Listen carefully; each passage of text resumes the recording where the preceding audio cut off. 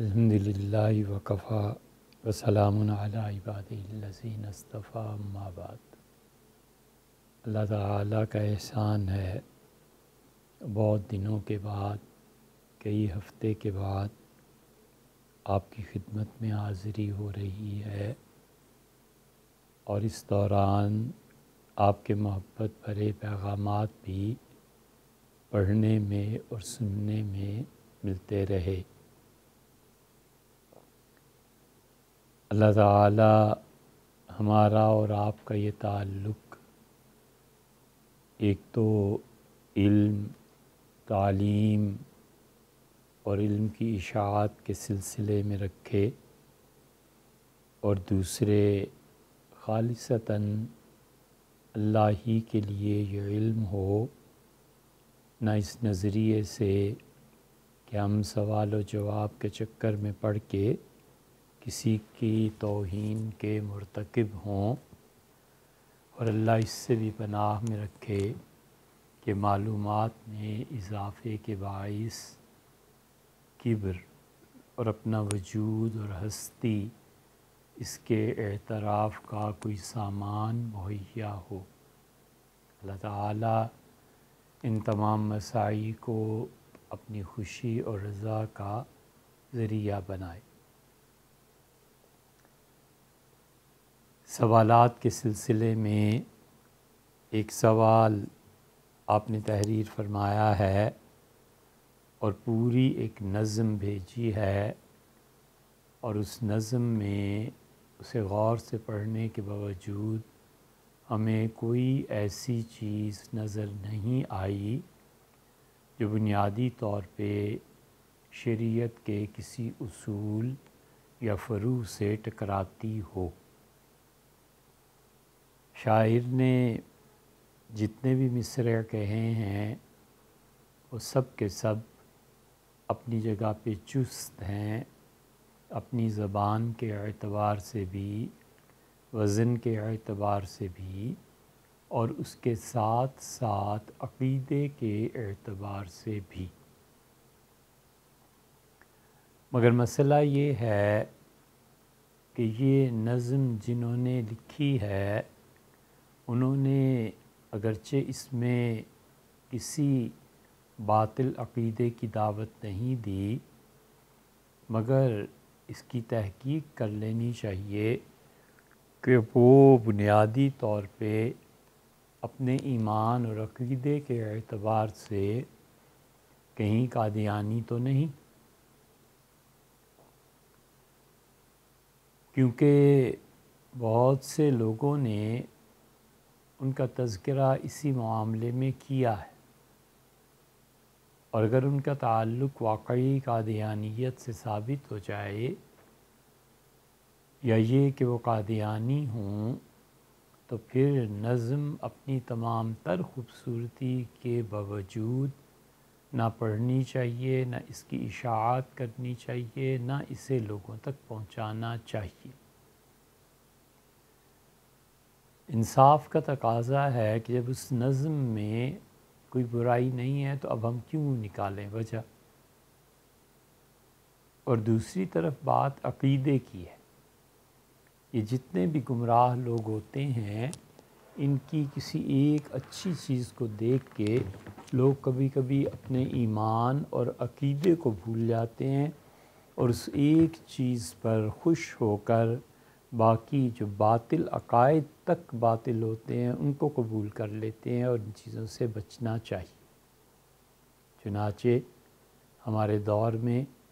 جتنے لوگ شیعت کا اثر قبول کرنے کے بعد صحابہ کرام رضی اللہ عنہم کو برا بھلا کہنے لگ جاتے ہیں، یا جتنے بھی لوگ ابن شہاب زہری یا ابوبکر ابن حزم رحمہم اللہ ان لوگوں کو برا کہنے لگ جاتے ہیں، بلکہ اس کی ذرا سی تشریح بھی عرض کر دیں کہ اس پہ بحث ہوئی ہے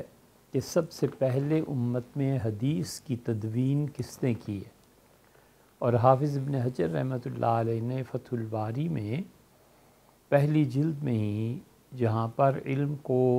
کتابت کی صورت میں ظاہر کرنا یا علم کا الفاظ میں قید ہو جانا، یہ بحث جہاں پہ آئی ہے،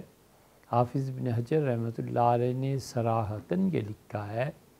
کہ حدیث کو 2 آدمیوں نے تدوین کیا، ایک ابوبکر ابن حزم رحمۃ اللہ علیہ نے اور ایک شہاب زہری رحمۃ اللہ علیہ۔ پھر ان کا خیال یہ ہے کہ امت میں حدیث کی تدوین کا فن یہ شہاب زہری نے شروع کیا تھا، اور موطا امام مالک رحمۃ اللہ علیہ پہلی کتاب ہے حدیث کی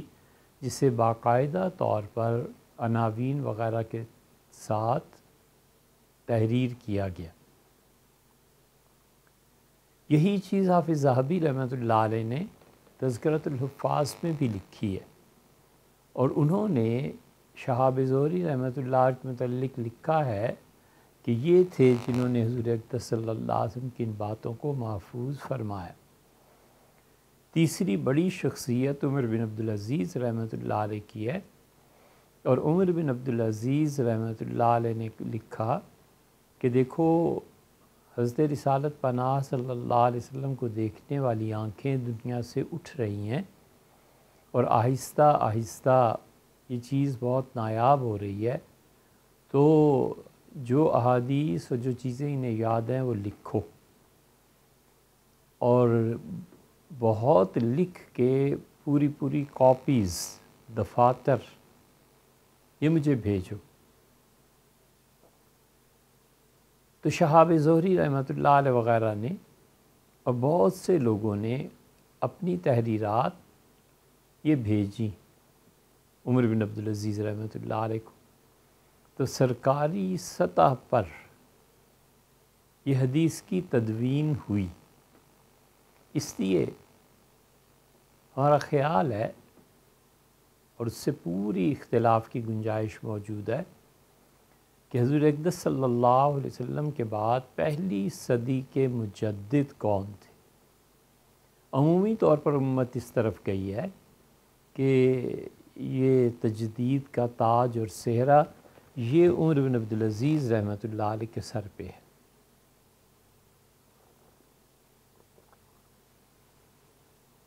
کیونکہ انہوں نے خلافت راشدہ کی تجدید کی تھی، لیکن ہمارا کئی برس کی تحقیق کے بعد یہ خیال ہے، یہ نہیں ہے کہ ہم حنفی ہیں یا کوئی تعصب ہے، بلکہ بات یہ ہے کہ حدیث کی تجدید کا صحرا یہ عمر بن عبدالعزیز رحمۃ اللہ علیہ کے سر پہ۔ عمر بن عبدالعزیز رحمۃ اللہ علیہ نے حدیث کی جو خدمات انجام دی ہیں، رہتی دنیا تک اب وہ مان نہیں پڑ سکتی، لیکن اصل تجدید جو پوری امت پہ چھا گئی، اور اصل تجدید جس نے امت کے ہر گوشے پہ اثر کیا، اور اصل تجدید جو عبادات، معاشیات، سیاسیات، اجتہادی مسائل، عقیدہ کیا اور اعمال کیا، ہر طرف جس شخص کی تجدید نے دین کو نئے سرے سے زندہ کر دیا، وہ امام اعظم حضرت امام ابو حنیفہ رحمۃ اللہ علیہ تھے۔ تو عمر بن عبدالعزیز رحمۃ اللہ علیہ نے حدیث شریف کی تجدید کی، اور بہت سے ہزاروں صفحات عمر بن عبدالعزیز رحمۃ اللہ علیہ نے سرکاری طور پر ان کے جو حکومت کا شعبہ تھا اس میں داخل کیے گئے۔ اور پھر شہاب زہری رحمۃ اللہ علیہ کا جب انتقال ہوا ہے، تو اس کے بعد بھی جو ان کی بقیہ چیزیں گھروں سے ان کے نکلیں اور مختلف جگہوں سے، وہ پورے اونٹوں کے بوجھوں کے برابر تھی۔ یہ بوجھ لادے گئے اور حکومت تک پہنچائے گئے۔ تو جو لوگ بھی اہل رفض ہیں، اہل تشیع ہیں، اور جو لوگ بھی منکرین حدیث ہیں، جو لوگ بھی شہاب زہری رحمۃ اللہ علیہ پر تہمتیں لگاتے ہیں، نقائص بیان کرتے ہیں، جیسے ہمارے زمانے میں پوری ریکارڈنگز مل جائیں گی شہاب زہری رحمۃ اللہ علیہ کے خلاف، مثلاً غامدی صاحب کے حلقے میں یہ جو ہیں شہاب زہری ان کا بڑا برا مانا اور جانا، اور ان کا برائی کے ساتھ تعارف کرانا، یہ اب ان بچوں کا کھیل بن چکا ہے۔ اسی طرح قادیانیت ہے، اسی طرح خاص طور سے وہ لوگ جنہوں نے زندگی کسی اور شعبے میں گزاری، 50 اور 60 سال فوج میں بسر کیے، اور وہ پھر چیف کے عہدے سے، لیفٹیننٹ جنرل کے عہدے سے ریٹائر ہوئے ہیں۔ اسی طرح ڈاکٹر ہیں، ہارٹ اسپیشلسٹ ہیں، بہت سے اللہ کے اچھے بندے بھی ہیں جن کی نیتیں بہت اچھی ہیں۔ انہوں نے عمر کسی اور شعبے میں گزاری، اور ریٹائرمنٹ کے بعد چونکہ فارغ ہو گئے تو اب خیال آیا کہ قرآن پاک کی تفسیر لکھتے ہیں، اب خیال آیا کہ قرآن پاک کا ترجمہ کرتے ہیں، اب خیال آیا کہ حضور اقدس صلی اللہ علیہ وسلم کی سیرت طیبہ پر کچھ لکھتے ہیں، تو یہ اپنی طرف سے صحیح لکھتے لکھتے بھی گمراہی میں پہنچ جاتے۔ اس لیے ہمیشہ ایسی لوگوں کی تحریرات سے، پڑھنے سے، سننے سے بچنا چاہیے۔ اس کے بعد آپ کی رائے ہے، اور آپ پڑھیں لکھیں جو کچھ بھی آپ جانیں اور اللہ جانے، لیکن اس سوال کا جواب جو عرض کرنا ہے وہ یہ ہے، اس لیے کہ ان سب کی زندگیاں کسی اور معاملے میں گزری ہوتی ہیں۔ بہت سے لوگ ایسے ہوتے ہیں جو غیر ملکی ایجنڈے پر کام کر رہے ہوتے ہیں، اگرچہ ہم کسی کا نام نہیں لے رہے، کسی کو نہیں کہہ رہے، لیکن باہر کا جو پیسہ آتا ہے وہ پیسہ یہاں پہ حضور اقدس صلی اللہ علیہ وسلم کے متعلق توہین آمیز مواد لکھنے اور اسے بڑھانے کے کام آتا ہے۔ تو جو اللہ کے بندے حقیقی معنی میں صاحب علم ہیں اور انہیں اپنے شب و روز کتابوں میں گزارے ہوتے ہیں، جن کو کوئی سننے پوچھنے والا ہوتا ہے، اللہ نے جن میں بڑی صفت رکھی ہوتی ہے کہ اپنے اسلاف کا نقش قدم نہیں چھوڑتے، وہ لوگ ہیں، ان سے پوچھا جائے، وگرنہ ان گمراہ طبقوں میں سے، ان گمراہ افراد میں سے، ان گمراہ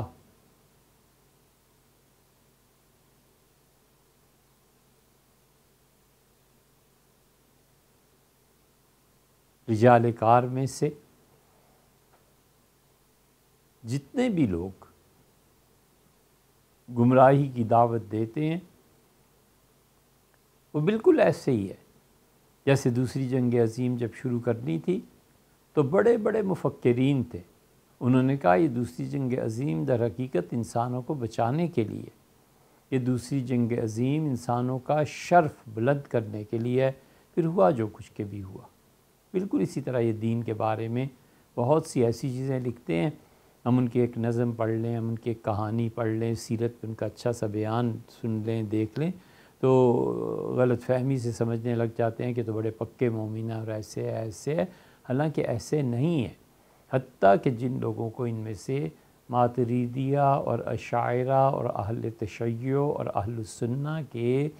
عقیدے کا فرق بھی نہیں پتہ، اور انہیں پتہ ہی نہیں کہ ماتریدی اور اشعری کیا ہوتے ہیں، وہ بھی عقیدہ بیان کرنے کے لیے بیٹھے ہوئے۔ اللہ تعالیٰ ان تمام گمراہیوں سے ہماری حفاظت فرمائے۔ تو اس لیے اس نظم کو نہ پڑھنا چاہیے، نہ دوسروں تک پہنچانا چاہیے۔ ایک بات آپ نے ارشاد فرمائی ہے کہ رجب میں، اور پھر آپ نے 4 چیزیں گنوائی ہیں، ایک تو لیلۃ الرغائب، دوسری عبادت جو 27 رجب کو کی جاتی ہے، تیسری عبادت آپ نے رجب کی عمومی بتائی ہے، اور چوتھی عبادت جو یکم رجب کو کی جاتی ہے، یکم رجب کی عبادت 1، اور آپ نے فرمایا 27 کی معراج 2، اور تیسرے لیلۃ الرغائب، اور چوتھے کنڈے جو دیے جاتے ہیں ان کے متعلق ارشاد فرمایا۔ تو دیکھیے رجب میں کوئی بھی عبادت ثابت نہیں ہے۔ حضرت رسالت مآب صلی اللہ علیہ وسلم کی معراج ہے جو یقیناً جسم کے ساتھ ہوئی ہے، یہ کوئی کشف نہیں تھا۔ سر سید احمد خان کہتے تھے کشف تھا، اور معتزلہ کہتے تھے کہ یہ خواب تھا، کشف تھا۔ قادیانی بھی یہی کہتے ہیں کہ یہ خواب تھا یا کشف تھا حضور اقدس صلی اللہ علیہ وسلم کا۔ یہ سب گمراہی کی باتیں ہیں۔ حضرت رسالت مآب صلی اللہ علیہ وسلم اپنے جسد اقدس کے ساتھ، جسم مبارک کے ساتھ اس سفر میں گئے تھے، لیکن کب گئے تھے، رجب کی کس تاریخ کو گئے تھے، خود صحابہ کرام رضی اللہ عنہ کا اس پہ اتفاق نہیں ہے۔ کسی کی رائے کچھ ہے، کسی کی رائے کچھ ہے۔ اکثریت امت کی 27 رجب کے متعلق کہتی ہے ہوئی ہوگی، ہوئی تو یقیناً ہے، کس تاریخ کو ہے یہ یقینی اور قطعی فیصلہ نہیں کیا جا سکتا، اس لیے کہ اس کے ساتھ کوئی عبادت بھی وابستہ نہیں ہے۔ اگر یہ ان راتوں میں سے ہوتی جن راتوں کو جاگنا مستحب ہے، بہتر ہے، اللہ کی عبادت میں زیادہ ثواب ملتا ہے، تو امت اس کو کہیں نہ کہیں پہ متعین کر لیتی کہ یہ رات ہے۔ جیسے 15 شعبان متعین کر لی امت نے، لیلۃ القدر متعین کر دی فقہاء اور محدثین نے،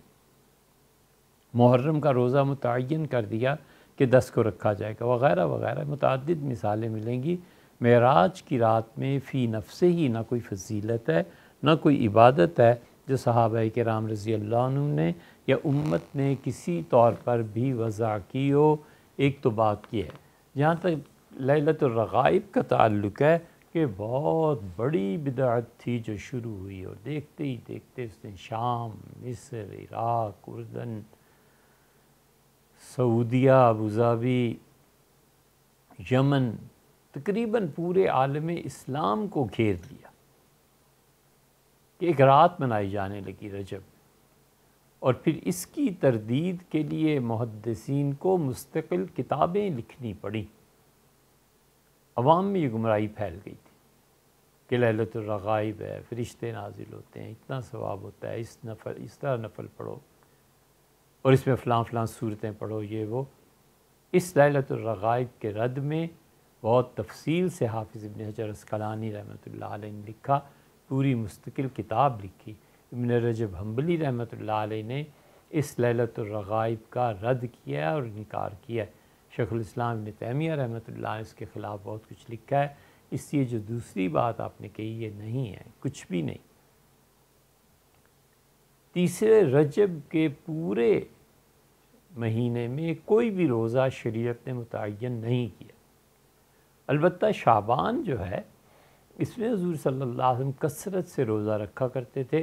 اور روزے رکھتے تھے کیونکہ اس کے بعد آگے چل کے رمضان آتا ہے، تو حضور صلی اللہ علیہ وسلم 15 شعبان کا روزہ تو امت رکھتی ہی ہے، اس کے علاوہ بھی کثرت سے روزے رکھا کرتے تھے۔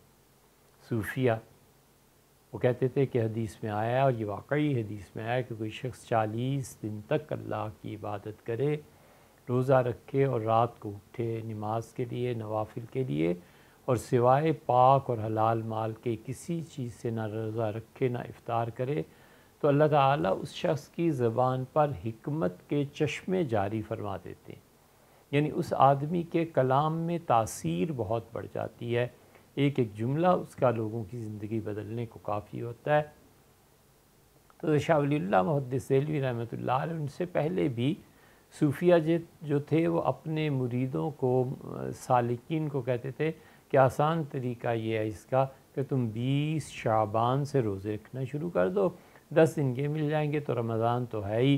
اس حدیث پہ بھی عمل ہو جائے گا، اور اللہ تعالیٰ تمہارے کلام کو قبول فرمائیں گے اور لوگوں کی اصلاح اس سے ہو جائے گی۔ یہ شعبان کا قصہ ہے، سارا رجب میں کوئی روزہ ایسا نہیں ہے جس کا شریعت نے حکم دیا۔ چوتھی چیز آپ نے دریافت فرمائی ہے کہ رجب کے کنڈے، رجب کے کنڈے کے بارے میں عام طور پر لوگ یہ کہتے ہیں اہل سنہ کہ اہل تشیع نے ایجاد کیے ہیں،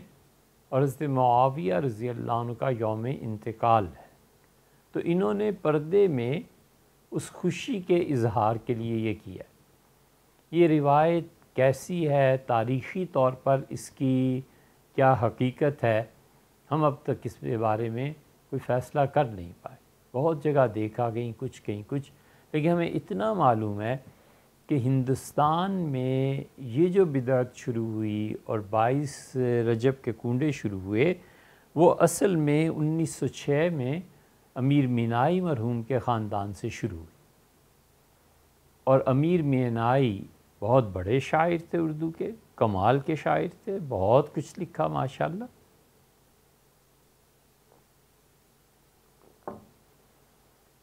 اور ریاست رامپور کے لوگوں کا حصہ تھا۔ ہندوستان کی حد تک یہ چیز رامپوریوں سے چلی، اور رامپور میں بھی قلعے سے۔ قلعے میں نواب حامد علی خان تھے، اور وہ نواب حامد علی خان رئیس رامپور ایک خاتون سے ناراض ہو گئے، دوستی تھی ناراضگی میں بدل گئی۔ خاتون بہت ذہین تھی، تو انہوں نے رامپور قلعے سے یہ شروع کیا، اور انہوں نے کہا کہ ہم نیاز دلائیں گے۔ نیاز خواتین دلاتی تھیں، اب بھی دلاتی ہیں۔ انہوں نے 22 رجب کو منتخب کیا، اور نواب حامد علی خان صاحب کو بھی دعوت ملی۔ نواب صاحب میں جو دینی رجحان اور رامپور کی عزت احترام تھا، اس وجہ سے وہ چلے گئے۔ جو وہاں گئے ہیں تو یہ حضرت امام صادق رحمۃ اللہ علیہ سے منسوب کر دی گئی نیاز کہ حضرت جعفر صادق رحمۃ اللہ علیہ اس موقع پر 22 رجب کو کنڈے پکاتے تھے، اور نواب صاحب نے اس نیاز میں جو شرکت کی تو پھر تو کیا کہنے، پھر تو پورے رامپور میں مشہور ہو گیا، کہ دلی کا قلعہ، رامپور کا قلعہ، بہت اور علاقوں کے بھی جو رسم و رواج یہاں ہوتا تھا وہ پھر سارے شہر میں آ جاتا تھا۔ تو رامپور قلعے سے نکل کے پھر قرب و جوار کے اضلاع میں پہنچی، لوگوں نے اسے اختیار کر لیا۔ اور اس واقعے کو اگر آپ نے پڑھنا ہو تو ضیاء القادری بدایونی انہوں نے اس کو بیان کیا تھا۔ اور پھر اسی طرح ہمارے یہاں کراچی میں ایک مقالہ کسی زمانے میں غالباً 1964 میں، وہ صحیفہ اہل حدیث ایک رسالہ ہے، اس میں ہم نے یہ سب چیزیں پڑھی تھیں۔ تو انہوں نے اپنی تحقیق اس کو لکھی، اور انہوں نے کہا کہ ہمارے یہاں رامپور والوں کی وہ بدعت ہے جو ہندوستان میں آہستہ آہستہ پھر دلی پھر وغیرہ وغیرہ پورے ہندوستان میں پھیل گئی، اس کا حضرت جعفر صادق رحمۃ اللہ علیہ سے کوئی تعلق نہیں۔ تیسرا سوال آپ نے دریافت فرمایا ہے کہ اپنے لیے ہم کا لفظ بولنا، کوئی ایسی بات نہیں، ہر جگہ کی اپنی اپنی زبان ہے۔ اہل لکھنؤ جو ہیں وہ ہم اپنے لیے بولتے ہیں، ہندوستان میں بہت لوگ بولتے ہیں، کوئی حرج نہیں۔ اور ایک شخص سے واحد کے لیے ہم کا لفظ بولنا، یہ قرآن کریم میں بھی تو آیا ہے۔ 14ویں پارے میں فرشتے آئے نا حضرت ابراہیم علیہ السلام کی خدمت میں، تو سیدنا ابراہیم علیہ السلام نے فرمایا کہ انا منکم وجلون، ہم محسوس کرتے ہیں خوف، آپ لوگ جو آئے ہیں تو ہمیں آپ کو دیکھ کے ڈر لگ رہا ہے۔ انا کا جو لفظ کہا کہ ہمیں، یہ نہیں کہا انی، میں، انا، یہ سارے الفاظ جیسے استعمال ہوتے ہیں اور اہل لغت جانتے ہیں، انا کا لفظ استعمال فرمایا۔ اس کا مطلب یا تو یہ ہے کہ حضرت نے اپنے سارے قرب و جوار میں، یا جو لوگ بھی تھے یا اس گھر میں جو موجود تھے، حویلی میں موجود تھے، یا جو بھی، ان سب کو شامل کر کے فرمایا کہ ہمیں تم لوگوں سے ڈر لگ رہا ہے۔ اور یا پھر یہ ہے کہ حضرت نے اپنے لیے استعمال کیا، سیدنا ابراہیم علیہ السلام نے۔ حقیقت یہ ہے کہ ہر قوم میں ایسے الفاظ ہوا کرتے ہیں، میں کا بولنا، ہم کا بولنا، دکان بند کر دینا، دکان بڑھا دینا، یہ اپنے اپنے ادب اور کلچر کے مطابق ہوتے ہیں، اس لیے اپنے لیے ہم کا لفظ بولنے میں کوئی قباحت نہیں ہے۔ ایک سوال یہ ارشاد فرمایا ہے کہ ایک شخص شافعی المسلک ہے اور حنفیوں کی اکثریت میں رہ کر کیا وہ اپنا مسلک تبدیل کر سکتا ہے؟ دیکھیے، یہ مسلک کا تبدیل کرنا کوئی اچھی بات نہیں ہے، اور خاص طور پہ ہمارے اس فتنوں کے دور میں تو بالکل ہی مناسب نہیں ہے، اس لیے کہ وہ حنفیوں میں رہ رہا ہے، اس کا مسلک شافعی ہے، وہ اپنے آباء و اجداد کے ساتھ منسلک ہے، انہوں نے اس مسلک کو اپنے خاندان میں دیکھا ہے، گھر میں دیکھا ہے۔ تو ایک اثر تو یہ ہے کہ وہ اپنے خاندان کے جو رسم و رواج اور جو وراثت کی چیزیں، مثلا وراثت میں شافعیوں اور حنفیوں کا اختلاف ہے، مثلا چاند کی رویت کے بارے میں اختلاف ہے، مثلا نماز کی عبادت اس کے بارے میں اختلاف ہے، ہر ایک کو اس کے اپنے اپنے مسلک پر قائم رہنا چاہیے۔ اس طرح کرنے سے ہوتا یہ ہے کہ اختلاط پیدا ہوتا ہے، اور پھر مذہبی مباحث شروع ہو جاتی ہیں، اور بچے اپنی جذباتیت اور کم عمری کی وجہ سے طعن و تشنیع پہ اتر آتے ہیں اور معاشرہ مزید تقسیم ہو جاتا ہے، تو اس مزید تقسیم اور طعن و تشنیع اور لڑائی اور ان چیزوں سے بچنے کے لیے سب سے اچھی بات یہ ہے کہ ہر آدمی اپنے مسلک پر عمل کرتا رہے، اور ہر آدمی کو چاہیے کہ اس کے خاندان میں دین کی جو چیزیں رائج ہیں ان چیزوں کو اپنائے۔ اور اس کے ساتھ ساتھ ہوتا یہ بھی ہے کہ جب نسل تبدیل ہو جاتی ہے تو پھر مسلک بھی تبدیل ہو جاتے ہیں۔ مثلا شافعی ہیں، وہ حنفیوں میں آ کے بس گئے، حنفی مالکیوں کے یہاں جا کے بس گئے، تو ایک دو نسلیں تو یہ چیزیں قائم رہتی ہیں، پھر جو معاشرے میں وہ چیز دیکھتے ہیں بس اسی طرح ہو جاتے ہیں۔ چنانچہ ہم نے بہت سے لوگوں کو دیکھا مراکش میں، اور انہوں نے کہا ہم حنفی ہیں، تو ہم نے کہا یہ اپنی نماز جیسے پڑھ رہے تھے، انہوں نے کہا یہ اب ہو گیا ہے ہمارے خاندان میں ہر جگہ، لیکن اصلاً ہم عراق سے آئے ہیں، اور اصلاً ہم لوگ عراق میں جو اصل مذہب یا اصل فکر تھی فقہ حنفی کی، تو ہم فقہ حنفی پہ عمل کرنے والے ہیں۔ اسی طرح بہت سے لوگوں کو دیکھا جو قربانی دیتے ہیں بڑی عید پہ، تو اس میں بھی وہ اپنے مسلک کی رعایت کرتے ہیں، اور اگلی نسلیں جب آتی ہیں تو آہستہ آہستہ یہ چیزیں تبدیل ہو جاتی ہیں۔ اور پھر ایک اور پہلو بھی اس کا ہوتا ہے، وہ یہ کہ لوگ اسے اس طرح کھیل بنا لیتے ہیں کہ مثلاً اپنے گھر میں دیکھا کہ ہم شافعیوں کا مسلک یا حنفیوں کا یہ ہے، جب دقت پیش آئی اور سوسائٹی میں گھل مل گئے تو چپکے سے ادھر کو نکل گئے، شافعیوں کے ہاں تو اجازت ہے نا، ٹھیک ہے۔ مثلا مالکی فقہا سمندر کی ہر چیز کو جائز سمجھتے ہیں، اور حنفی فقہا سمندر میں سے صرف مچھلی کو جائز سمجھتے ہیں، باقی نہیں۔ اب کتا ہے پانی کا، تو حنفی کہے کہ مالکیوں کے ہاں جائز ہے لہذا کوئی پرواہ نہیں، اور مالکی کہیں کہ حنفیوں کے ہاں سوائے مچھلی کے اور کوئی چیز جائز نہیں ہے، تو کسی کے گھر گیا اور اس کے خلاف کچھ بات کرنی تھی یا اس پہ طنز کرنا تھا یا اس کو رسوا کرنا تھا، تو کہا نہیں نہیں ہم تو مچھلی کے علاوہ کچھ کھاتے ہی نہیں، کہ اپنے گھر میں سب کچھ کھا رہے ہوتے ہیں۔ یہ اس قسم کی چیزیں مذہب کے کارڈ پہ کی جاتی ہیں، ایک دوسرے سے کھیلا جاتا ہے، فساد پھیلایا جاتا ہے،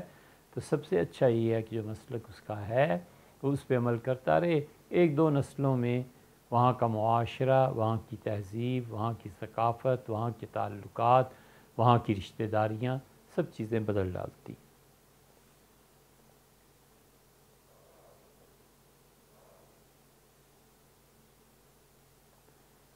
دبئی سے انیسہ فاروق، وہ کئی مرتبہ سوالات پوچھتی ہیں اور بہت بامعنی، ماشاءاللہ اللہ تعالیٰ نے بڑی سمجھ بھی عنایت فرمائی ہے، اور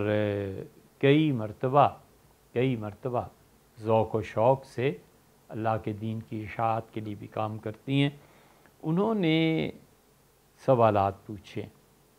اور تحریر فرماتی ہیں کہ عورتیں جماعت سے نماز تو نہیں پڑھتی،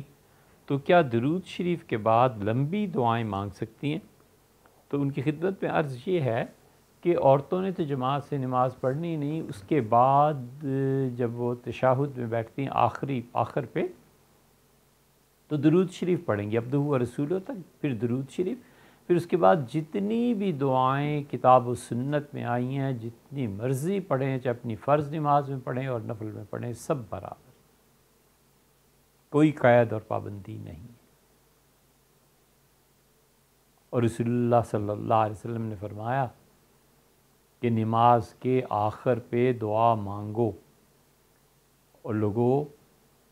بہت زیادہ امکانات بڑھ جاتے ہیں ان دعاؤں کی قبولیت کے۔ اب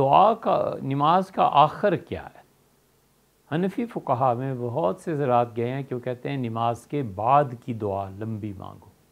جب نماز پوری کر چکو، وتر پڑھ لیے، نوافل پڑھ لیے، فجر اور عصر میں فرض پڑھ لیے، اطمینان ہو گیا، سب پورا ہو گیا، اب اس کے بعد لمبی دعا مانگو۔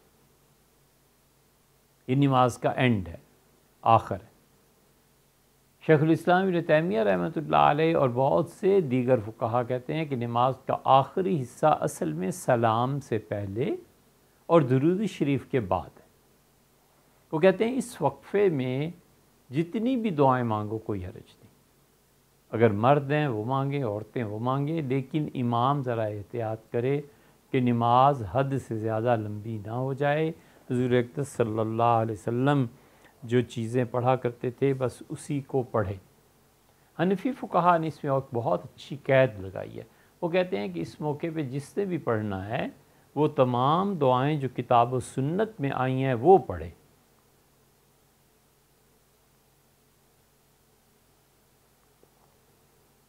صرف وہ دعائیں جو کتاب و سنت میں آئیں، کیونکہ نماز میں اگر کوئی ایسا جملہ کہے گا جو انسانی کلام کی طرح کا ہے تو اس کی نماز ٹوٹ جائے گی۔ مثلاً کوئی خاتون پڑھتی ہیں اور وہ عربی زبان میں کہتی ہیں کہ اللہ میری بیٹی کا رشتہ فلاں جگہ کرا دے، اللہ میری بہو بہت اچھی ہو جائے، تو یہ ایسی چیزیں ہیں جو عام انسانوں کے ساتھ تعلق ہوتا ہے، یہ مانگنا نہیں ہے، وہ اللہ سے مانگنا اور چیز ہے، یہ اور چیز ہے۔ تو حنفی فقہا نے اسے بالکل پابند کر دیا اور صحیح ترین چیز کی، انہوں نے کہا کتاب و سنت میں جو دعائیں آئی ہیں وہ سب کی سب مانگی جا سکتی ہیں، تو اس لیے کتاب و سنت کی دعائیں خواتین وہ سلام سے پہلے مانگے، درود شریف کے بعد، بالکل ٹھیک ہے۔ اسی طرح نماز جیسے حنفی کہتے ہیں کہ پوری کر کے پھر مانگے تو بھی ٹھیک ہے، سب چیزیں ٹھیک۔ تحریر فرمایا ہے کہ وہ تفسیر قرآن پاک کی عربی یہ چیزیں پڑھ رہی ہیں، تو کیا اس کے لیے کوئی مختصر تفسیر دیکھنا جو عربی زبان میں ہو، جلالین یہ کیسی ہے؟ بہت اچھی ہے۔ جلالین میں یہ کمال ہے کہ وہ بہت مختصر، کبھی کبھی وہ 3-4 آیات یا 3-4 الفاظ کا ایک مناسب لفظ میں ترجمہ کر دیتے ہیں سمجھانے کے لیے۔ لیکن جلالین میں یہ بات دیکھنی چاہیے کہ اس کی احادیث معتبر نہیں ہے۔ سیوطی رحمۃ اللہ علیہ جو حدیثیں بیان کرتے ہیں انہیں بڑے غور سے دیکھ سن کے پرکھ کے قبول کرنا چاہیے،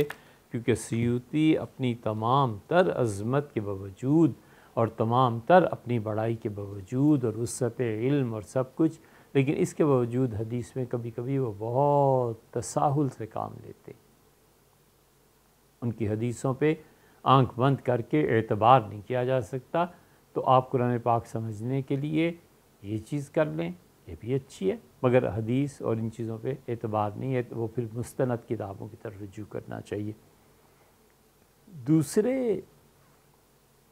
اس مقصد کے لیے شیخ الازہر تھے مخلوف، انہوں نے قرآن پاک کی تفسیر لکھی تھی۔ مخلوف جو تھے جامع الازہر کے بہت بڑے صاحب علم مشائخ میں شمار ہوتے تھے، انہوں نے بھی اسی طرح کیا ہے کہ قرآن کریم کی پوری آیت کے بعد 1-2 لفظ لکھ دیے ہیں جس سے پوری آیت کا مفہوم واضح ہو جاتا ہے۔ کوئی مشکل لفظ ہے تو اس کو بھی اس طرح کر دیا ہے، اسے آپ دیکھیں وہ بھی۔ تیسرے اگر علم میں تھوڑی سی اور گہرائی آ جائے اور آپ علم کلام اور عقیدہ اور ان چیزوں کی مباحث سن پڑھ لیں تو پھر سب سے اچھی چیز تفسیر نصفی ہے۔ نصفی سے بلند پایا تفسیر کسی کی نہیں، اسی لیے مدارک، نصفی کی تفسیر کا نام ہے مدارک۔ اسی لیے ہم ہمیشہ کہتے ہیں کہ بچوں کو مدارس میں مدارک پڑھانی چاہیے، لیکن مدارک کے پڑھانے والا علم کلام میں جس بلند سطح کا ہونا چاہیے اور اختلاف مذاہب پہ معتزلہ، خوارج، قدریہ، اہل سنہ، اہل تشیع، ان سب میں جو فرق ہیں ان کو پیش نظر رکھنے والا آدمی اگرچہ نایاب بھی ہوگا اب تو، لیکن یہ کہ وہ آدمی اگر پڑھائے گا یا نصفی کو کوئی سمجھنے والا ہوگا تو یہ بہت عظیم چیز ہے۔ تو مخلوف، نصفی، جلالین، ایسے ہی اعراب القرآن کے بارے میں اب کتابیں لکھی جا رہی ہیں اور وہ بھی بہت اچھی چیز ہے۔ درویش نے لکھی ہے، ایک اور صاحب ہیں انہوں نے لکھی ہے، کئی ایک نے لکھی ہیں، وہ پوری ڈکشنریز اب آپ دیکھ سکتی ہیں، آسان بھی، مختصر بھی، اور وہ اس کو صافی نے لکھی ہے، تفسیر الصافی، وہ بھی بہت اچھی چیز ہے۔ یہ 5-7 تفسیر انشاءاللہ آپ کی معاون ثابت ہوں گی، لیکن کسی سے بھی نہ تو احادیث کا مسئلہ لیجیے گا اور نہ فقہ کے مسائل کا۔ فقہ کے مسائل کے لیے اصل کتابوں کی طرف رجوع کرنا چاہیے، اور حدیث جہاں وہ صحیح حوالے سے نقل کریں وہ تو ٹھیک ہے، ورنہ بغیر حوالے کے حدیث پر اعتبار ان معاملات میں نہیں کیا جا سکتا۔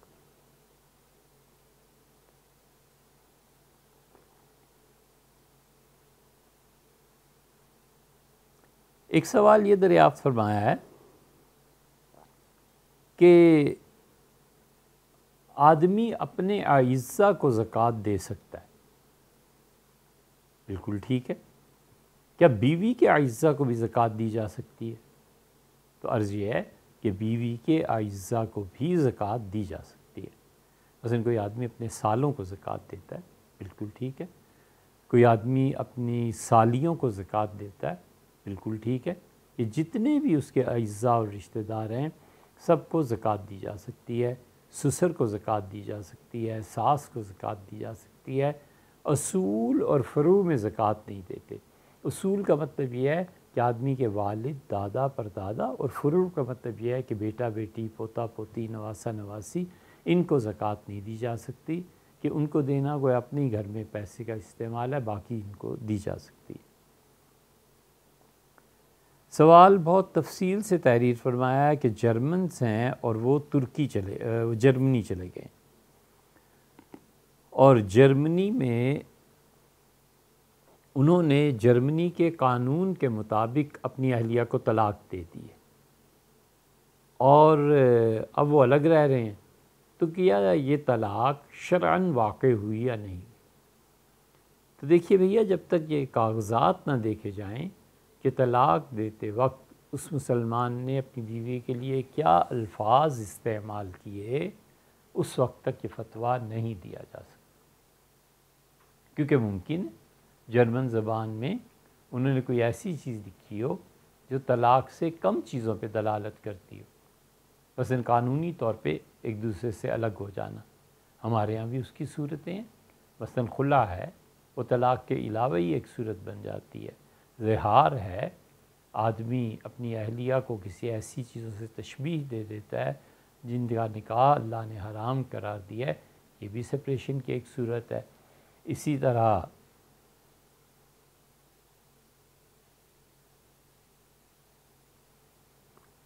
ایلا ہے، اپنی بیوی کے متعلق 4 مہینے کے لیے قسم کھا لینا۔ یہ سب تفصیلات آپ کو حضرت تھانوی نور اللہ مرکزہ کے یہاں بہشتی زیور میں مل جائیں گی۔ اب وہ جو جرمنی قانون کے مطابق کہتے ہیں کہ انہوں نے طلاق دی ہے، وہ الفاظ کیا ہیں، وہ پتہ چلے پھر فیصلہ کیا جا سکتا ہے۔ وگرنہ وہ جو ان کا پہلا نکاح ہوا تھا، اس کے بعد اسلام کے مطابق انہوں نے کوئی طلاق نہیں دی، تو ان کا نکاح اب تک قائم ہے، کوئی فرق نہیں پڑتا اس سے کہ پاکستان میں ہے یا جرمنی میں ہے، اور الفاظ اس کے جب تک نہ پتہ چلیں کوئی فیصلہ نہیں کیا جا سکتا۔ وہ خاتون ان کی اہلیہ ہی ہیں۔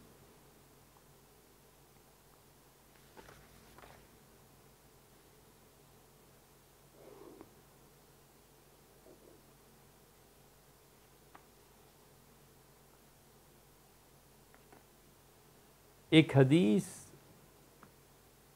تحریر فرمائی ہے کہ حضرت سیدہ صاحبزادی صاحبہ رضی اللہ عنہ کی قبر پہ جنازہ جب لے جایا گیا تو اسے رکھا گیا، حضرت بزرگ غفاری رضی اللہ عنہ نے زمین کو، قبر کو مخاطب کیا اور کہا کہ قبر تم جانتی ہو آج کون آیا ہے، اور پھر انہوں نے مناقب بیان کیے صاحبزادی صاحبہ کے کہ یہ حضور اقدس صلی اللہ علیہ وسلم کی صاحبزادی ہیں فاطمہ رضی اللہ تعالیٰ عنہ، اور یہ امیر المومنین سیدنا علی رضی اللہ عنہ کی اہلیہ ہیں، اور یہ حضرات حسنین رضی اللہ عنہما کی والدہ ہیں۔ تو ان کا خیال کرنا ہے، اور ان کے عزت اکرام وغیرہ کے سارے جملے انہوں نے دہرائے۔ تو آگے قبر سے آواز آئی اور قبر نے کہا کہ یہاں پر کوئی حسب و نسب مطلوب نہیں ہے،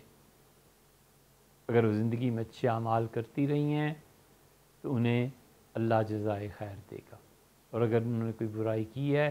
تو پھر جو ہمیں حکم دیا گیا ہم وہ کریں گے۔ یہ سب حدیث نقل کر دیا انہوں نے، اس کا خلاصہ ہی ہے، اور یہ سب کا سب جھوٹ ہے، کوئی ایک لفظ اس میں سچا نہیں، سب گمراہ کن باتیں۔ حضرت ابو ذر غفاری رضی اللہ عنہ پتہ نہیں جنازے میں بھی تھے کہ نہیں تھے، کہ جنازہ تو مدینہ منورہ میں ہوا ہے، اور صاحبزادی صاحبہ رضی اللہ عنہ کے متعلق کس کی اتنی ہمت اور جرت تھی کہ یہ بات کرتا؟ سب جھوٹ ہے۔ سیدنا ابوبکر رضی اللہ عنہ کا جنازہ لایا گیا اور حضور صلی اللہ علیہ وسلم قبر شریف سے فرمایا کہ آج دوست کو دوست سے ملا دو، اور سیدنا عمر رضی اللہ عنہ کا جنازہ لایا گیا اور قبر شریف سے یہ آواز آئی۔ یہ بہت سی ایسی غلط چیزیں ہیں جو رازی نے اپنی تفسیر پہ بھی لکھی ہیں۔ اسی وجہ سے ہم کہتے ہیں کہ رازی کاش قرآن کی تفسیر نہ لکھتے، کچھ اور اچھا کام کرتے۔ جن لوگوں نے بھی رازی کی تفسیر کبیر پڑھی ہے ان سے پوچھیے کہ کیسی کیسی گپیں وہاں لکھی ہوئی ہیں۔ اس لیے رازی کی تفسیر کبیر کا حوالہ دینا کوئی حوالہ نہیں مانا جاتا اہل علم میں، ہاں بس نام بڑا ہے تو لوگ دب جاتے ہیں کہ رازی نے یہ بات لکھی ہے، ورنہ کچھ نہیں۔ حدیث میں 0 0 ہیں رازی، تو رازی نے بھی ایسی باتیں لکھی ہیں۔ یہ جو آپ نے روایت لکھ کے بھیجی ہے یہ درۃ الناصحین ایک کتاب ہے، اور عثمان بن حسن نے لکھی ہے، واعظ تھے یار، واعظ نصیحتیں کرتے رہتے تھے، لوگوں کے گھروں میں جانا، عجیب و غریب قصے سنانا جن سے عورتیں اور بچے متاثر ہوں اور روتے رہیں بیٹھ کے۔ بس ان کے ہاں دین کی بنیاد یہ تھی، ہم 1000 بار ایسے اسلام سے بیزار ہیں اور توبہ کرتے ہیں کہ جس کی دعوت کے لیے لوگوں کو جھوٹ بولنا پڑے۔ سچائی ختم ہو گئی ہے، کتاب و سنت ختم ہو گئی ہے، حضرت رسالت مآب صلی اللہ علیہ وسلم سے جو صحیح روایات ہیں وہ ختم ہو گئی ہیں، ان میں اثر نہیں رہا۔ سیدھی طرح یہ کہیں کہ لوگوں میں ڈرامے کرنے ہیں اور خود پڑھنا نہیں ہے، مطالعہ نہیں کرنا، اس میں پھر دقت ہوتی ہے نا۔ لوگ زیادہ معتقد ہو جاتے ہیں، اوقات تو سارے پیری مریدی میں ضائع کر لیتے ہیں، تو پیر صاحب پڑھیں کہاں بیٹھ کے کہ کسی کو بتا سکیں کہ یہ روایت نہ بیان کرو، جھوٹ ہے حضور اقدس صلی اللہ علیہ وسلم پہ۔ اب یہ صراحتاً جھوٹ ہے سیدہ فاطمہ رضی اللہ تعالی عنہا پر، صاف جھوٹ ہے، کوئی اس کی اصل نہیں۔ حضرت امام اعظم ابو حنیفہ رحمۃ اللہ علیہ کی والدہ صاحبہ تھیں، اور شاید ضحاک نام تھا، کوفہ میں، تو وہ بہت کمال کا واعظ کرتے تھے، عورتیں جاتی تھیں روتی رہتی تھیں، بہت حال ایک ان پہ طاری تھا۔ تو امام حنیفہ رحمۃ اللہ علیہ کی والدہ کہتی تھیں کہ فلاں مسئلہ کیا، تو امام صاحب رحمۃ اللہ بیان فرماتے کہتی نہیں، پہلے اس سے پوچھ کے آؤ، اس جیسا آدمی کوئی نہیں۔ امام صاحب رحمۃ اللہ جاتے تھے، والدہ کے حکم میں پوچھ کے آ جاتے تھے،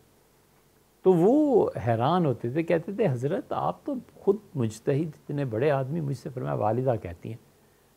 تو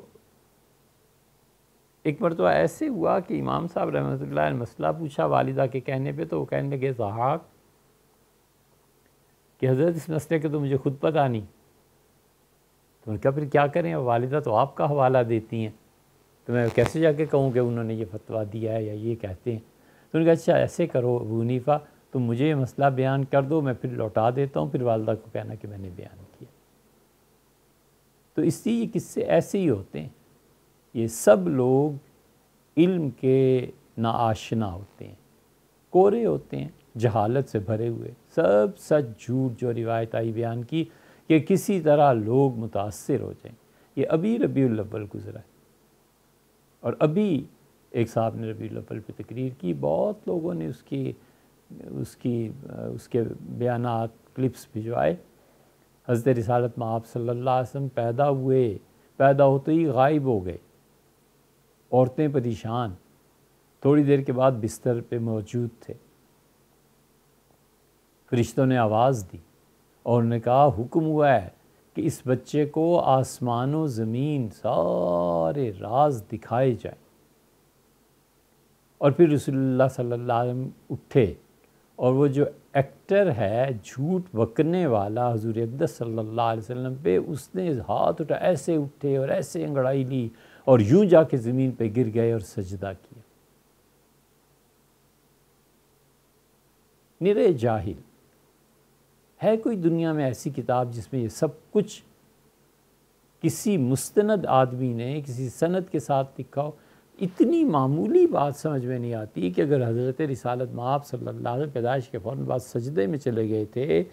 وہاں سے عباس رضی اللہ عنہ کے غالباً والدہ صاحبہ موجود تھیں، سیدہ آمنہ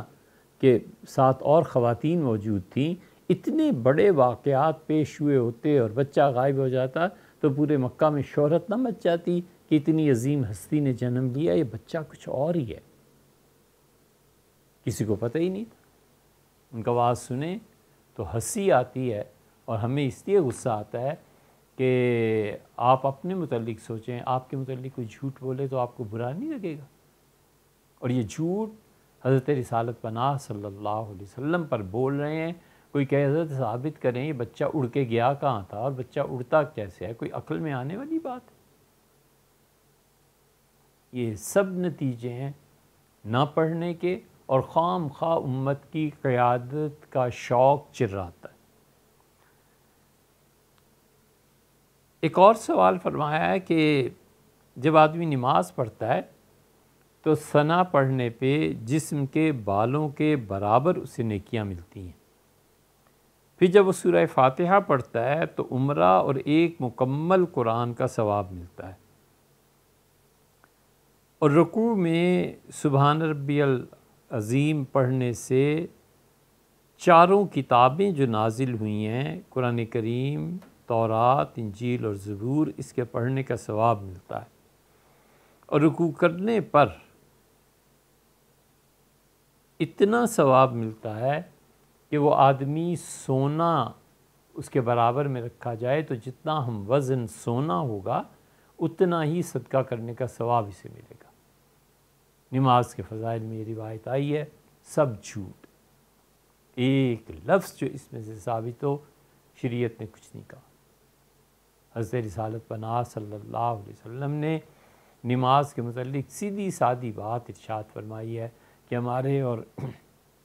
کافروں کے درمیان فرق کر دینے والی چیز نماز ہے۔ اللہ نے فرمایا وَأَقِیمُوا الصَّلَاةَ، اور نماز پڑھا کرو، وَلَا تَکُونُوا مِنَ الْمُشْرِکِینَ، مشرک نہ ہو جانا۔ اور حضور اقدس صلی اللہ علیہ وسلم نے نماز کی ترغیب کے لیے اور نماز کی پابندی کے لیے متعدد چیزیں ارشاد فرمائی ہیں، حدیث کی کتابیں بھری پڑی ہیں۔ یہ جھوٹ گھڑنے کی ضرورت آخر کیا ہے؟ یہ تو وہ بولے جس کے پاس کوئی سچائی نہ ہو، اس کے دین کی کوئی بنیاد نہ ہو۔ اسلام کی کوئی بنیاد نہیں ہے، شریعت کی کوئی بنیاد نہیں ہے۔ قرآن کریم اور احادیث میں جتنی بھی چیزیں آئی ہیں، ان سب میں اصل حقیقت سچائی پر مبنی ہے۔ اسی لیے حتیٰ کہ صحابہ کرام رضی اللہ عنہم نے حضور اقدس صلی اللہ علیہ وسلم کی شان میں جب کچھ باتیں بیان کیں تو نبی کریم صلی اللہ علیہ وسلم نے فرمایا ایسے میرے متعلق ایسے نہ کہو، بس یہ کہو کہ میں اللہ کا بندہ، اس کا رسول ہوں، اور یہ کافی۔ کسی نے جھوٹ کی تائید نہیں کی، کسی نے یہ نہیں سکھایا کہ اسلام کی، دین کی، نماز کی، روزے کی فضیلت بیان کرنے کے لیے جھوٹی روایتیں کھڑو، یہ سب جھوٹ۔ ایک روایت یہ بیان کی گئی ہے کہ بوڑھے اور جوان آدمی کی توبہ میں فرق کیا ہے،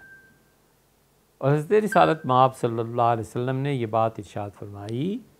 کہ کوئی آدمی اگر جوانی میں توبہ کرے، یہ وہی شیخ سعدی والی بات ہے کہ دس جوانی توبہ کردن شیوائے پیغمبری، تو اگر کوئی توبہ کرے گا تو مشرق سے مغرب تک کے تمام قبرستانوں سے 40 دن تک کے لیے عذاب قبر اٹھا لیا جاتا ہے۔ سب جھوٹ، کوئی ایسی بات نہیں۔ پوری امت مسلمہ کے نوجوان گناہگاروں اور سب مل کے توبہ کریں تو ایک قبر کا عذاب نہیں ہٹتا۔ تعلق کیا ہے؟ اللہ نے فرمایا وَلَا تَزِرُ وَازِرَةٌ وِزْرَ أُخْرَىٰ، اور اللہ کسی کے گناہ پہ کسی سے گرفت نہیں کرے گا۔ جو اس گناہ میں ملوث ہیں، 2 ہیں یا 4 ہیں، 1000 ہیں یا 10,000 ہیں، وہ ہوں گے، باقیوں کو کیا پڑی ہے اس سے۔ لوگ جب توبہ کریں گے اس کی برکات پہنچتی ہیں، اس کی برکات میتوں، لیکن یہ کہ مشرق اور مغرب اور 40 دن کے لیے کوئی چیز ایسی نہیں ہے، سب جھوٹ۔ یہ روایت تو جو آپ نے تحریر فرمائی ہے یہ تو ہر جگہ ہی مل جائے گی۔ ہم نے بہت سوں کو دیکھا جن کے گھٹنوں پہ نشانات پڑے ہوئے تھے ٹخنوں پہ، اور ان کے چہرے ان کی نمازوں کی غمازی کرتے تھے اور تعلق مع اللہ ظاہر ہوتا تھا، اور سب اس جھوٹ کو بیان کرنے پہ تلے ہوئے تھے کہ جبریل امین آئے۔ اور سیدنا ابو بکر رضی اللہ عنہ نے ٹاٹ پہنا ہوا تھا، اور ٹاٹ میں اوپر گلا بند کرنے کے لیے ببول کا کانٹا لگایا ہوا تھا۔ تو انہوں نے کہا اللہ کے رسول، ابو بکر ٹاٹ کے کپڑے پہنے ہوئے ہیں، حالانکہ یہ تو بہت مالدار آدمی ہے۔ تو حضور صلی اللہ علیہ وسلم نے فرمایا ابو بکر میرے دوست نے اپنا سارا مال فتح مکہ سے پہلے مجھ پر خرچ کر دیا۔ جبریل امین نے بھی ٹاٹ کے کپڑے پہن لیے، سارے فرشتوں نے آسمانوں میں ٹاٹ کے کپڑے پہن لیے۔ ہے نا دلچسپ روایت، ہے نا میٹھی؟ یہ جھوٹ ایسے ہی ہوتے ہیں۔ وَلِعِیَاذُ بِاللَّہ ایک حق تعالی شانہ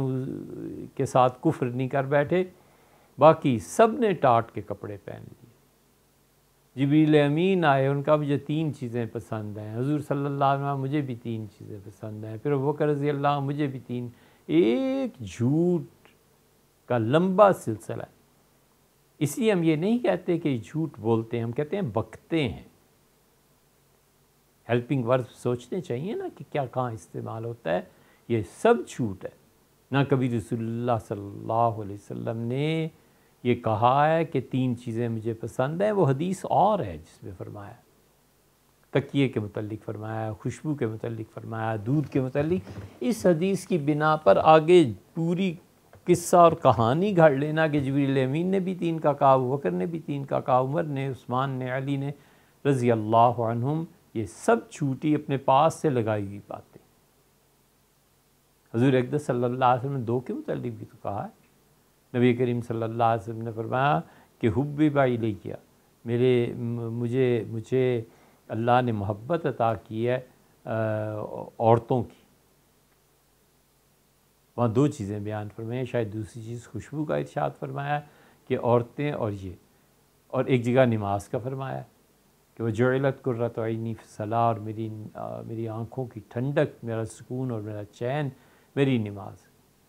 عورتوں سے اس لیے محبت کہ رسول اللہ صلی اللہ علیہ وسلم دیکھتے تھے نا ہر طرف ان خواتین پہ ظلم ہو رہا ہے، ہر طرف ان کے حقوق تلف کیے جا رہے ہیں، ہر طرف لوگ ان کو ظلم کی چکی میں پیس رہے ہیں۔ تو مظلومین سے محبت رسول اللہ صلی اللہ علیہ وسلم کا خاص طرز عمل تھا کہ جو چیز مظلومیت میں، اسی لیے تو رسول اللہ صلی اللہ علیہ وسلم ظلم کے اور کفر کے آثار مٹاتے رہے۔ آپ دیکھتے نہیں کہ شعب ابی طالب میں جہاں سارے قریش جمع ہو گئے اور بائیکاٹ کیا رسول اللہ صلی اللہ علیہ وسلم کا، اور کہا کہ انہیں اس گھاٹی میں محبوس کر دو، انہیں ان پہاڑوں کے درمیان رہنے پہ مجبور کرو، یہ یہاں سے نکلنے نہیں پائیں، اور کوئی کھانے پینے کی چیز یہاں نہ جائے، حتیٰ کہ بھوکے پیاسے دنیا سے چلے جائیں۔ اس شعب ابی طالب میں حضرت ابو طالب بھی تھے، ان کا بھی بائیکاٹ ہوا تھا۔ ام المومنین حضرت خدیجہ رضی اللہ عنہا تھیں، حضور اقدس صلی اللہ علیہ وسلم تھے، نبی کریم صلی اللہ علیہ وسلم خود فرماتے تھے کہ ہمارے بچے دودھ سے بلکتے تھے، اور ان لوگوں نے یہ ظلم کیا تھا کہ ہم پتے ابال کر کھاتے تھے۔ ام المومنین حضرت خدیجہ رضی اللہ عنہا کا اسی میں تو انتقال ہو گیا تھا۔ حضور اقدس صلی اللہ علیہ وسلم دل میں بہت بڑا دل تھا اور خیال رکھتے تھے کہ کیا کس موقع پہ کرنا ہے۔ جس نے اچھا کیا ہے اس کی تعریف، اس کو جزا ملنی چاہیے، جس نے برا کیا اس سے سزا بھی ملنی چاہیے۔ آخری حج میں 10 سال کے بعد، کہیں 12 سال کے بعد آخری حج، اور انہوں نے قسمیں کھائی تھی وہاں بیٹھ کے کہ رسول اللہ صلی اللہ علیہ وسلم کو شہید کریں گے، اسلام کو ختم کریں گے۔ نبی کریم صلی اللہ علیہ وسلم فتح مکہ آخری حج کے بعد جب تشریف لائے ہیں تو وہاں رات ٹھہری کہ جہاں پہ ظلم کا آغاز ہوا تھا اور جہاں ظلم کے پیمان باندھے گئے تھے، میں یہاں ٹھہروں تاکہ اس ظلم کی یادگاریں مٹیں اور ختم ہوں اور پتہ چلے کہ اللہ مظلومین کی کیسے مدد فرماتا ہے۔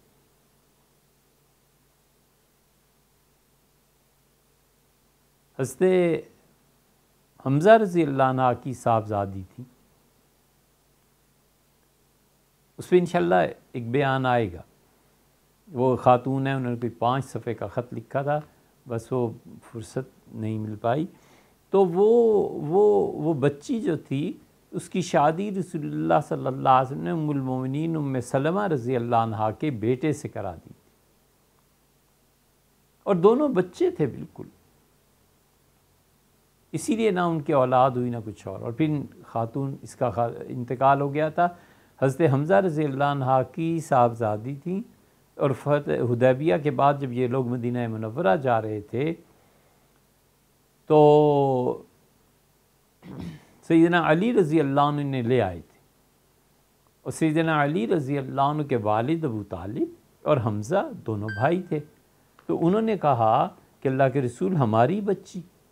مکہ میں کافروں کے درمیان رہے، نہیں ہو سکتا، اٹھا کر لے آئے تھے۔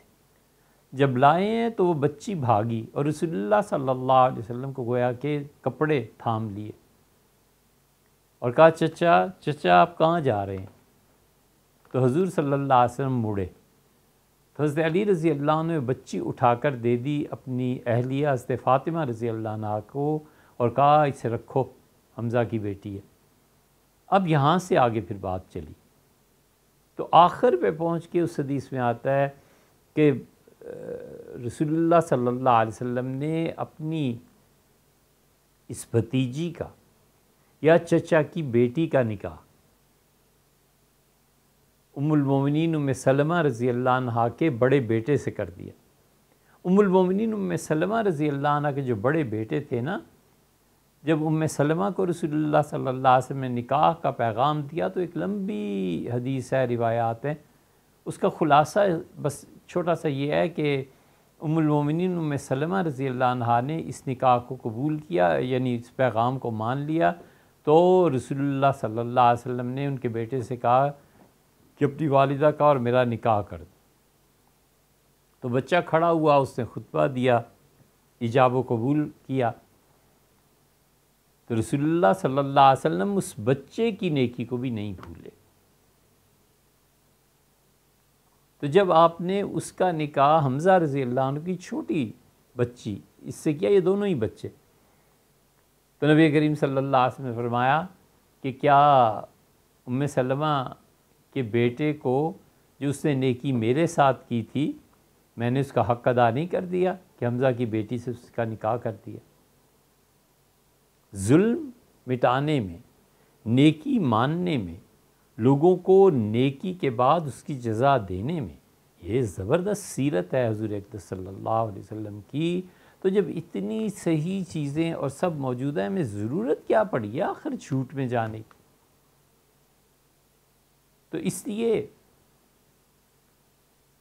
سیدنا ابوبکر رضی اللہ عنہ کی یہ روایت کہ ٹاٹ پہن لی ہے سب نے اور یہ اور وہ، سب جھوٹ ہے۔ اور سیدنا ابوبکر رضی اللہ عنہ حضور صلی اللہ علیہ وسلم فرما سکتے تھے کہ اس نے سارا مال میرے پہ پہلے ہی خرچ کر دیا فتح مکہ سے، فتح مکہ کے بعد تھوڑا مال حضور اقدس صلی اللہ علیہ وسلم پہ خرچ کیا گیا۔ حضرت ابوبکر رضی اللہ عنہ کو مشہور قصہ کہ اپنے سارے گھر کا سامان اٹھا کر لیا، یہ فتح مکہ سے پہلے ہے یا بعد میں؟ تو اس لیے ہمیشہ اجتناب کرنا چاہیے، خاص طور پہ کہ اسلام کی حقانیت کے لیے کوئی جھوٹی دلیل نہیں دینی چاہیے۔ حضرت رسالت مآب صلی اللہ علیہ وسلم پہ بالکل جھوٹ نہیں بولنا چاہیے، یہ کبیرہ گناہ اور بسا اوقات کفر تک آدمی کو پہنچا دیتا ہے۔ بقیہ باتیں سوال جواب انشاءاللہ کل کی نشست میں ہوں۔